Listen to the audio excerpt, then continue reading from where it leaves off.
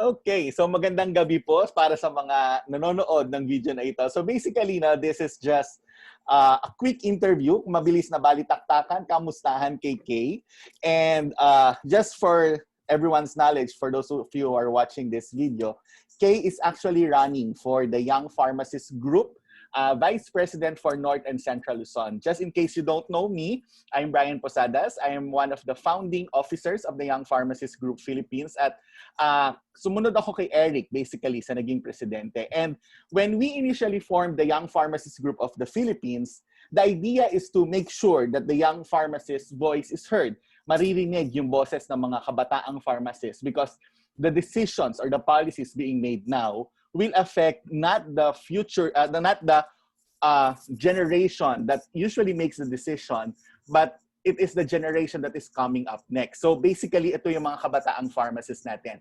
Sila yung magbe-benefit or magsasuffer kung merong maling mga decision. Yun yung reason kung bakit Eric, I, and Sheldon Hagdon initially decided na, sige, let's form the Young Pharmacist Group Philippines patterned with the Federation of International Pharmacists and let the pharmacist, the young pharmacist voice be heard. So, ngayon, dahil nga sa ating pag-ibig sa Young Pharmacist Group, so I decided na, sabi ko kay Kay, I called Kay, I'll talk to you via Zoom, we'll record it, para matanong natin, ng mga bagay na siguro kailangan ding nasasagot natin because the Young Pharmacist Group is celebrating its 10 years, of 10th year na siya. So, sabi ko nga, wow, ang layo na ng inabot. But since we are, and the Young Pharmacist Group will have an election, so sabi ko, mas mabuting makilala ninyo si Kay. Just in case you don't know, also, Kay is one of the Speakers Bureau, one of the member of the Speakers Bureau of PPHA for the partnerships and even for the annual CPD. Recently, kakasali niya lang, kaka-include lang niya. But Kay has been working at the backside, sa likod ng mga kaganapan sa PPHA. Kay has been very active. So, bigyan natin ng mukha yung mga taong nagtatrabaho sa likod ng camera, kumbaga, sa Philippine Pharmacists Association. So, I decided to ask Kay. So, Kay, any welcome message for them? Paunang mensahe lang, kamusahin mo lang sila. So, good evening po, kasi gabi ngayon dito sa aking background. So, good evening to all of you. First and foremost, salamat Sir Brian for this initiative. I'm very thankful kasi ang dami pala sumusuporta sa akin. And Sir Brian was one of them. Ayun, gusto ko sana sabihin na nandito tayo ngayon. Hindi ko ni-represent yung sarili ko. But for most of the young pharmacists, specifically in North and Central Luzon. So, nandito tayo ngayon para mas makilala nyo kung sino ba si Kay. And this is one of the way para makilala nyo ako. So, salamat kay Sir Brian. Kasi mas, just in case you don't know, din, yung mga nakikinig at nanonood ngayon, wala pong script ito. Wala kaming hinanda kahit anong script ni Kay. So, nagtatanong si Kay, anong itatanong ko. So, sabi ko sa kanya, papaharapin ko siya sa isang salamin. Tapos, kausapin mo yung sarili mo. Ito yung salamin, Kay. Tapos, just kidding. Magtatanong ako mamaya, fast talk po ito. Tonight with Right. Just kidding. But seriously, basically, this is just fun. So, we get to know the person behind the pictures, behind the credentials that we see. So, okay, first question. Parang feeling ko si Tito Boy ako. Pero may feeling talk show talaga. Parang Martin Rivera, dating lang Just kidding. Anyway, Kay, bakit ka tumakbo for Young Pharmacists Group national elections? And bakit as Vice President? Bakit hindi as Presidente, ganyan, or as Muse? Pwede naman. Kaya lang, sir, walang Muse dun Tsaka hindi. Vice President. Gusto ko sana lagyan natin. So, naisip ko, sige, Vice President na lang. Wala pong Muse Hindi, kasi initially, iniisip ko pa lang before nung nag-open yung elections. Mag-run na ba ako? Kasi I've been with YPG na rin for siguro some time. And also with PPHA. So I started with the local chapter formation kasi. Noon pa sa YPG. I started the YPG Nueva Ecija nung nag-chapter formation, ganyan. Very active na rin ako and sumasama po ako sa FAPA. Kung saan nangyayari yung annual meeting ng AYPG. So yun, since acquainted ako with AYPG, sorry, and with the YPG officers. And I worked kasi as a technical programs manager of YPG. So, national level na to, bali ako yung gumagawa ng mga seminar, ganyan. So, naisip ko, parang mas masaya na sumama dun sa mga chapters kasi para mas mag-get involved sila sa program, kung ano ba yung matutulong ko sa kanila.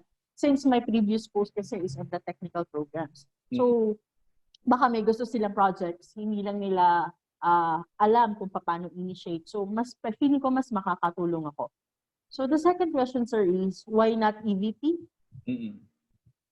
Tama ba? So, bakit hindi EVP? Bakit North and Central Luzon? Feeling ko hindi ako ganun kahanda for that position. Or siguro, feeling ko mas local muna yung target ko.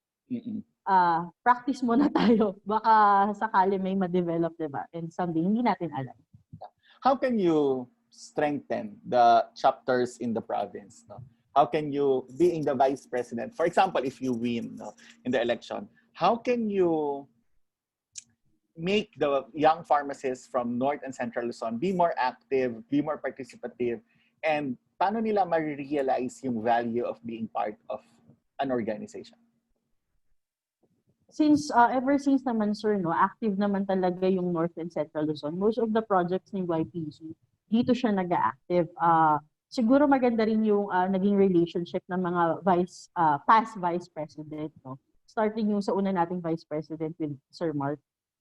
So I think to keep the chapters formatted na iisipin nila na hindi sila, na may nakikinig sa kanila.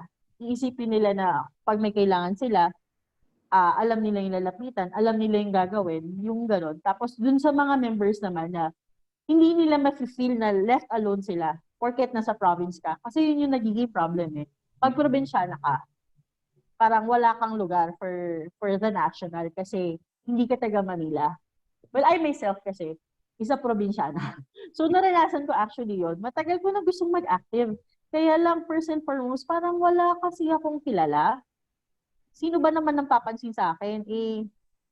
Taga-probinsya ako. Parang, ayun, nandito ako sa Nueva Ecija. O dati, nasa Tarlac ako. Tapos, mas marami kasing mas magaling. So, ayun. Pero ngayon, yun nga eh, ayoko maramdaman siya ng mga members. So, dapat ma-maintain natin yung good relationship with them and alam nila na may nakikinig po sa kanila. How do you plan to balance your time? So, alam natin na you are also a faculty of University of Santo Tomas. Kaka-start mo lang, tama, no? Yes, you are a faculty of University of Santo Tomas and you have two twins, no? Who's also going into education.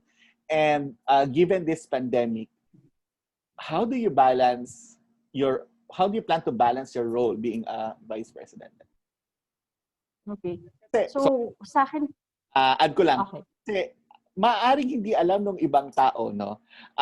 You're also active in some of the social activities in the locality, no? So, isa ko dun sa mga bumili ng veggie basket, no? So, ang dami kong kalamansi juice na ginawa after, no? Just kidding. But, kalabasa. yung kalabasa, no? So, ilang araw kaming nag-okoy. But honestly, you do a lot of social activities. I remember one time, may lecture tayo somewhere north. And then, kasama kita, tag team tayo noon. And then, nagpa-drop ka somewhere. And then, pumunta ka sa isang medical mission.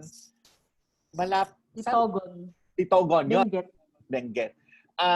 You're very active with that social work, no? So, how do you plan to balance everything? So, with the responsibilities kasi, ang mahalaga kasi is yung commitment.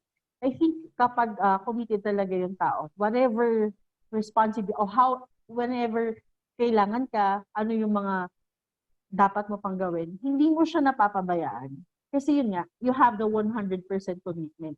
And kapag nakafocus ka doon, feeling ko ang downside lang nito is nasa-sacrifice yung time mo for yourself. Like for example, Sunday, family day, tapos ayun, nandyan ka sa harap ng computer, gagawa ka ng lecture. It's because you have to deliver it the next day, no? You have to make the lectures for the students. And then tapos meron kang estudyante na may pasok ng 8 o'clock. So sa akin mahalaga yung commitment eh. Kasi kahit na gaano kadami yung gagawin mo, pero pagka committed ka, nagagawa siya eh. It's very impossible na, ako nga dati iniisip ko, parang imposible naman na magkaroon ng kumagat dito sa mga veggie basket na to, no? Eh kahit saan naman may rolling store, may gulay, ganyan-ganyan. Pero pag pinakita mo pala sa tao yung totoong sarili mo, kung ano yung totoong hangarin mo, parang ang laki pala nung impact nun. Kasi being honest to the people, ayun, tutulong talaga sila. Lalo na alam nila na may pupuntahan, no? So, with the regards with the social responsibilities, hindi ko din alam, parang dumadating na lang siya na may calling kasi. So, you just have to listen. And then, yun, hingi ka ng support dun sa mga tao talaga na hindi kayo rin iiwanan. So, how do I balance it? No? Yun, being committed. Kasi kailangan nanay ka, hindi pwedeng nanay ka ngayon, pero papabayaan mo yung iba. O kaya, magaling ka dito, pero napapabayaan mo yung ibang roles mo. So, dapat, nanay ka, pharmacist ka, teacher ka, farm assist ka. So, sabay-sabay talaga yun, sir. So, yun. Time Being committed lang. and commitment talaga, no? Okay, so I'll address one of the questions, no? Well, for sure, no, maaaring madinig din ito na mapanood din ito ng mga ibang young PPHA local chapters. And it has been a challenge for the past years when YPG wanted to be strong, no, as an organization, lalo na nung time na pinalakas na, no, after my term, lumakas na siya nung time lalo nila Chai, nila Meg, no. But there are some chapter officers of PPHA that find YPG as parang competition. Regional plan or the main purpose really is just to have the voice of the young pharmacists to be heard. How will you address this? How can you bridge that gap and make a fruitful collaboration between the young pharmacists of the locality and the affiliates and the chapters, national chapters of the locality then? How do you plan to bridge that gap? So first and foremost, no, sir, dapat isipin natin na ang YPG is an affiliate chapter of the PPHA. So pag sinabing affiliate chapter, nasa umbrella tayo. Kasi yung problem with other people na iniisip nila, well, I'm sorry to say, but some youths also is thinking this, no? Na pag member na sila ng YPG, hindi na sila sasali sa PPHA. Bakit daw sila sasali dun sa local chapter? Kasi YPG na sila, tapos lifetime na. So may mga issues po na gano'n. Napagdaanan ko to when I was here in Nueva Ecija. Since matagal na ako member ng YPG, since Sir Eric pa lang, I do have the certificates na nag-a-attend ako ng mga seminars, na nag-member ako nung nag-start po kayo nila Sir Eric, so ganyan. So matagal ko na, nung nag-form po ng chapters na after your term, sabi ko, sige gusto ko ng YPG Nueva Ecija. Pero ang hirap talagang i-penetrate. Specifically kasi may mga organizations na naiisipin nga po, tama po kayo, na iniisip nila na magkalaban ang PPHA local chapter and YPG Nueva Ecija. So dapat talaga magkaroon po ng magandang relationship ang PPHA local chapter and YPG. So si YPG dapat talaga ibibigay yung 100% support niya kay PPHA. And doon po namin nakuha yung loob ng PPHA.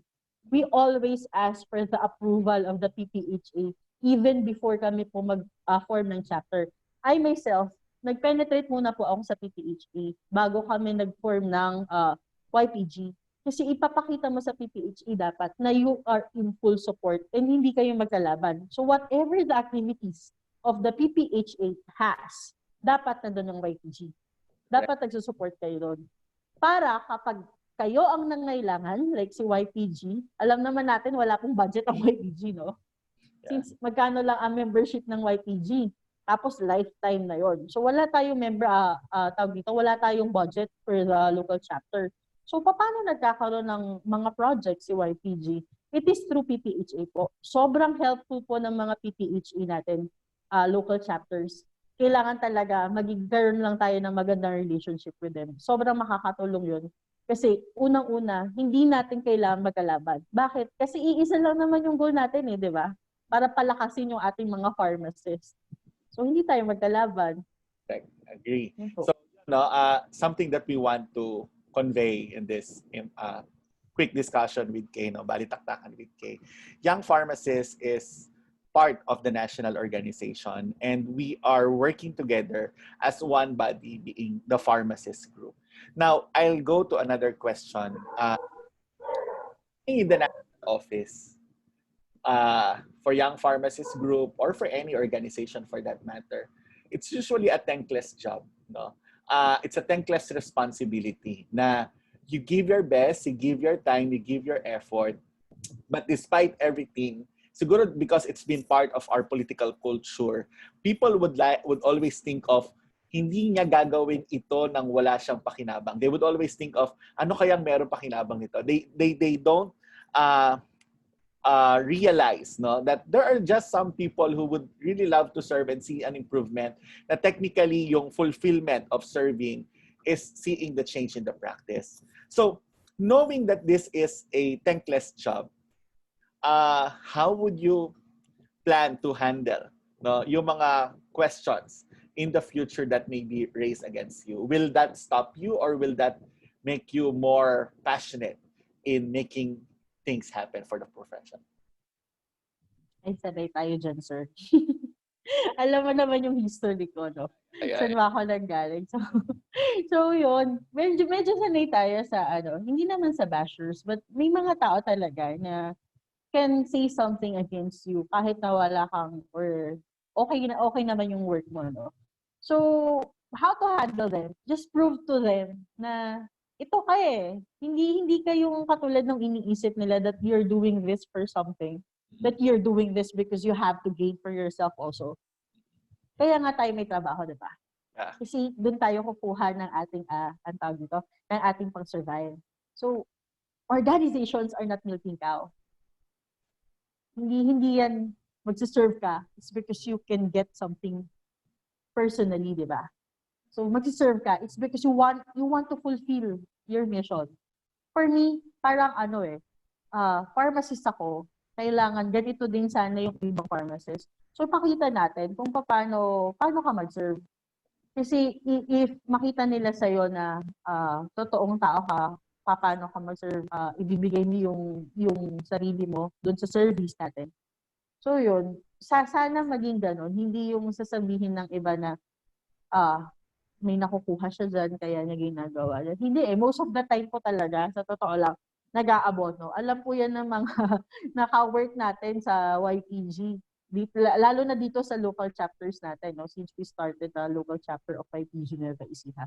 So, and I think yung mga ibang officers din, nagkaroon na rin ng mga ganitong problema na laging nag-aabono, ganyan.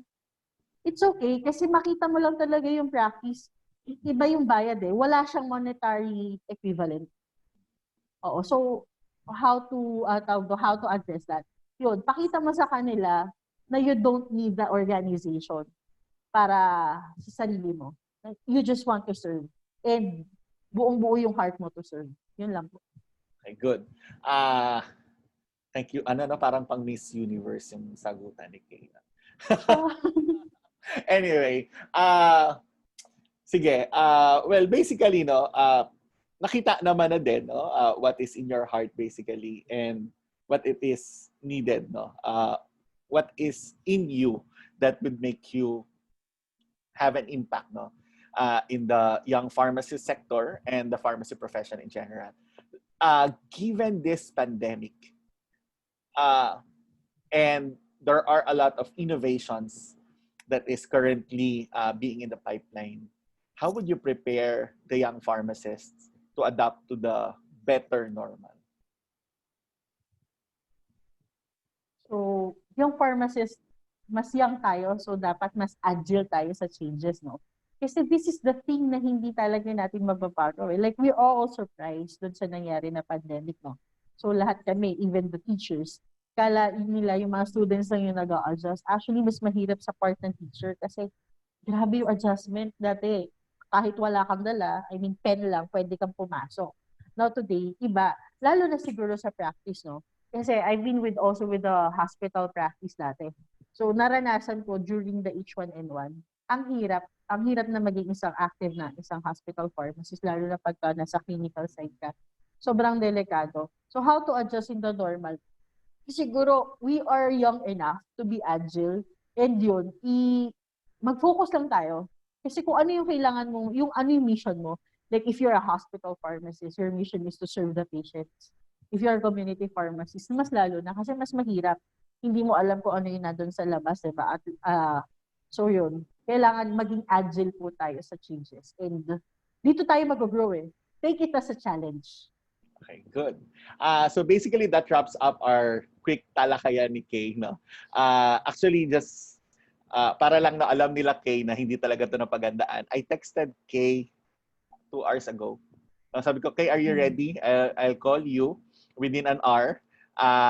Ayusin mo lang yung area, no? And then we'll have this one-on-one interview. But basically, what we want is for people to see kung sino si Kay Ann Tongol and ano ang K ni Kay para tumakbo as a vice for North and Central Luzon of the Young Pharmacist Group. And Young Pharmacist Group Philippines will always have this special part in me. And of course, this is where I started. This is where my leadership started. So, kumbaga, itong mga elections na ito, it's always something personal for us. And we want all the best for the young pharmacists, as always. No? And we want people to soon start seeing more young pharmacists to be active. I'm happy now Harvey and Mark is already also in the board. So sabi ko nga kila Harvey, dati mas madalas kami ni Paul yung mga laborers ngayon mas masaya ako that Harvey and Mark is there and they're making a difference honestly as early as now. So yun lang so we hope Kay, you'll be successful. I hope personally that you will be successful in this endeavor. And siguro medyo of course hindi na ako pwedeng bumoto kasi 36 na ako. Nagpas na ako ng isang taon. 36 lang ba? Ako na magka-40 na ako. But anyway, umamin sa edad eh. Paano sila boboto? Okay. Paano nila malalaman na botante sila yung mga young pharmacists natin? So for all our YPG members, makaka-receive po kayo ng email from the YPG team regarding dun sa ating procedure for voting. Kasi kailangan verified po kayo na YPG member. So kung kayo po, alam nyo sa sarili nyo na YPG member kayo, hindi pa kayo nakapag-fill up ng form, pakihanap lang po sa email nyo, baka napunta siya sa spam kasi may mga members po tayo na nawawala. Nakapagbayad sila ng kanilang YPG fee, na membership fee. However, until now, hindi pa sila ma-claim na member kasi hindi pa nila nasasagutan yung form, no? So, pakit-check lang po yung email nyo lagi for the instructions to vote. It will be online from August 25 to 31. So, makakount po yung votes nyo. Yun, so don't forget to vote. Click lang naman yan. Just wait for that email. Yes. At pa nare-receive yung email, ma-receive yung email ninyo, just inform the YPG Secretariat and make your voice be heard. And hopefully, even during this time of pandemic, during this time of uncertainty, we still take part in being part of an organization dahil mahalaga that we have this group to support each other and we have each other to work together in this pandemic and as we navigate and make history. Sa mga susunod na taon, babalikan itong kasaysayan na ito na yung mga taong namuhay nung pandemic. So tayo yon. So something that I cannot say be thankful of, but something that when we survive this, we can be proud of that this is not an easy time, but this is still not time to surrender, but this is time to continuously move forward and continue our lives amidst this pandemic. So, Kay, salamat sa iyong oras at sa pagpapaunlak mo. So, again, maraming salamat po sa lahat ng nanood at nakinig. Sorry for if we get some of your time, but we hope you heard Kay, you get to know Kay a little more better. So, maraming salamat po and Kay, last message for you and then we'll wrap it up. We'll end. Okay. So, YPG Philippines, please support our election on August 25 to 31. Ayun nga sabi ni Sir Brian, let's make your voice heard. Nandito po ako to hear you out. Ako ay isang probinsyana. Nandito ako para makinig sa inyo. Okay, so maraming salamat Kay. Kay is running again for Young Pharmacist Group VP North Luzon and Central Luzon. So again, maraming salamat po and have a nice day.